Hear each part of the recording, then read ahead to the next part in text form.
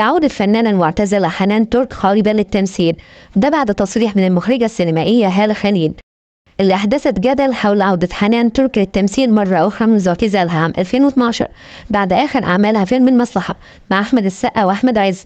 وتصريحات هالة خليل أحدثت جدل واسع على السوشيال ميديا إن حنان ترك ستكون بطلة الجزء الثاني من فيلم أحلى الأوقات اللي قدمته من أكثر من 20 سنة 2004، وكان من بطولة حنان ترك ومنى شلبي وهند صبري. وأكدت هالة خليل أن الجزء الثاني مكتوب بطريقة ممكن لحنان ترك الظهور فيه.